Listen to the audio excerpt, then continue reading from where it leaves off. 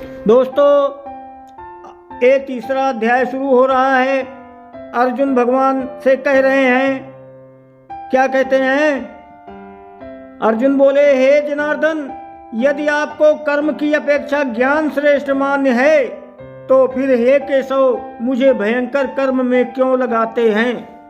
आगे कहते हैं, आप मिले हुए से वचनों से मेरी बुद्धि को मानो मोहित कर रहे हैं, इसलिए उस एक बात को निश्चित करके कहिए जिससे मैं कल्याण को प्राप्त हो जाऊं। आगे कहते हैं, भगवान कह रहे हैं, हे निष्पाप, इस लोक में दो प्रकार की निष्ठा यानी साधन हैं जो मेरे द्वारा पहले कहे गए हैं। उनमें से एक सांख्य योगियों की निष्ठा तो ज्ञान योग से यानी माया से उत्पन्न संपूर्ण गुण ही गुणों में वर्तते हैं ऐसे समझकर तथा मन, इंद्रिय और शरीर द्वारा होने वाली संपूर्ण क्रियाओं में कर्तापन के अभिमान से रहित होकर सर्वव्यापी सच्चिदानंद परमात्मा में एक ही भाव से स्थित रहने का नाम ज्ञान योग है। इसी को संन्यास योग, सांख्य योग आदि नामों से कहा गया है। और योगियों की निष्ठा कर्म योग से फल और आसक्ति को त्याग कर भगवत आज्ञानुसार केवल भगवत अर्थ समत्त बुद्धि से कर्म करने का नाम निष्काम कर्म योग है। इसी को समत्व योग, बुद्धि योग, कर्म योग, तदर्थ कर्म योग, मदर्थ कर्म योग, मत कर्म योग आदि नामों से कहा गया है और ऐसी ही ये भक्ति होती है।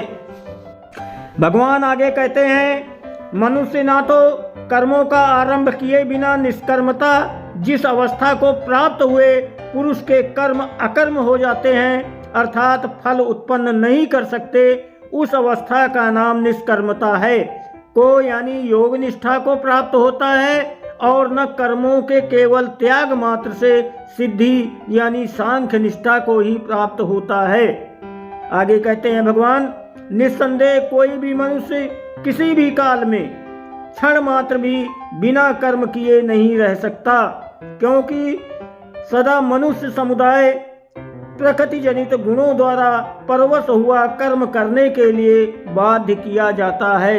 यानी प्रकृति के द्वारा रजोगुण, सतोगुण और तमोगुण हैं, उनके स्वभाव के अनुसार उनको कर्म करना ही पड़ता है। आगे कहते हैं, जो मूढ़ बुद्धि मनुष्य समस्त इंद्रियों को हठ पूर्वक ऊपर से रोककर मन से उन इंद्रियों के विषयों का चिंतन करते रहते हैं वो मिथ्याचारी अर्थात दंभी कहा जाता है। जो दिखावा करते हैं, ढकोसला करते हैं, ढोंग करते हैं, लोगों को आकर्षित करने के लिए तरह तरह के रूप बनाते हैं, तरह तरह के ढोंग अपनाते हैं, वो कहते हैं बेकार की भक्ति है।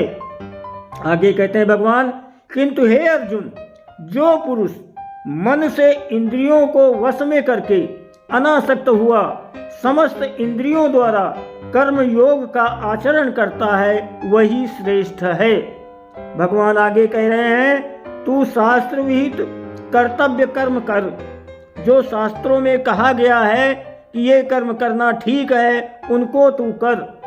और आगे कह रहे हैं कि क्योंकि कर्म न करने की अपेक्षा कर्म करना श्रेष्ठ है।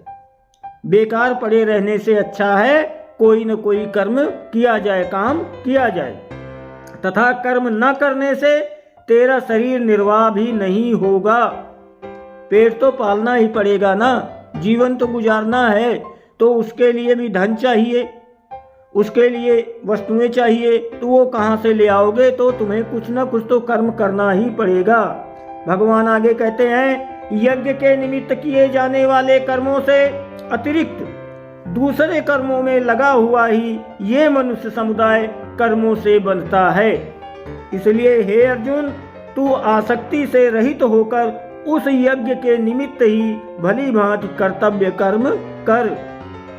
प्रजापति ब्रह्मा जी ने कल्प के आदि में, कल्प कहते हैं ब्रह्मा जी के एक दिन को कल्प कहा जाता है। ब्रह्मा जी के एक दिन में 14 मनवंतर होते हैं। जो देवता होते हैं एक मनवंतर के स्वामी होते हैं, मतलब उनका जीवन जो है एक मनवंतर का होता है।